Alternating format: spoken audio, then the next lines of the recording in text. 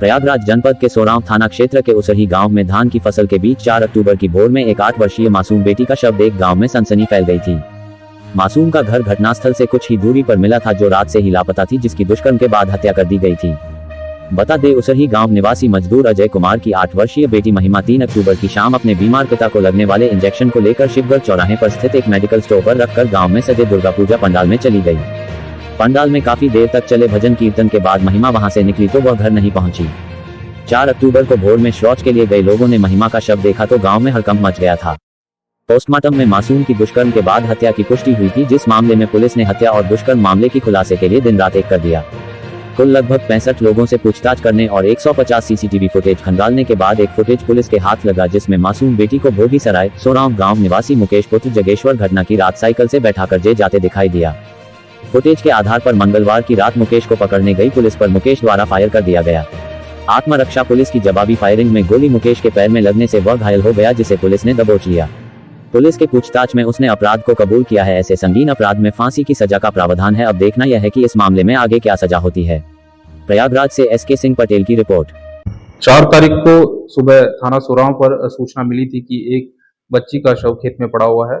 सूचना पे तत्काल थाना पुलिस पहुंची तथा फील्ड यूनिट और मेरे द्वारा भी घटनास्थल का निरीक्षण किया गया। बॉडी को पीएम के लिए भेजा गया, जहां पर उसके साथ दुष्कर्म और हत्या की पुष्टि हुई। परिजनों की तहरीर के आधार पर थाना सोरांव में सुसंगत धाराओं में अभियोग पंजीकृत किया गया तथा घटना के अनावरण हेतु 5 टीमों का गठन किया गया, जिसमें सर्विलांस तथा थाने की टीमें शामिल थी। घटना के अनावरण हेतु लगभग 150 सीसीटीवी कैमरे फुटेज का अवलोकन किया गया और 65 से अधिक संदिग्धों का से पूछताछ की गई। इसी दौरान एक सीसीटीवी फुटेज में एक साइकिल सवार द्वारा लड़की को ले जाते हुए एक फुटेज प्रकाश में आया, जिसके संबंध में टीमों द्वारा उसकी पहचान कराई गई, जिसमें उसकी पहचान मुकेश पुत्र जोगेश्वर निवासी सराय भोगी थाना सोरांव के रूप में हुई।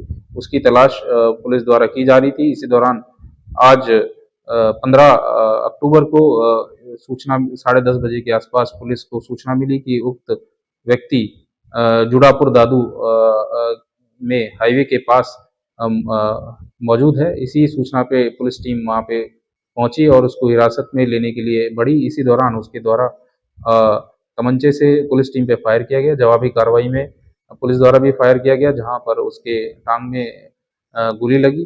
पुलिस द्वारा उसको मौके से अस्पताल भेजा गया और पूछताछ की गई, जिसमें उसके द्वारा घटना करना स्वीकारा।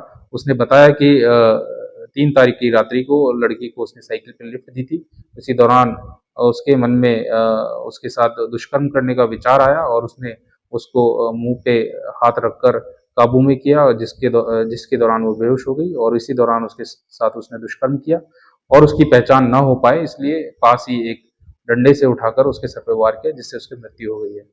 उक्त अभियुक्त को गिरफ्तार कर जेल भेजा जाएगा तथा कठोर से कठोर विधिक कार्रवाई सुनिश्चित की जाएगी।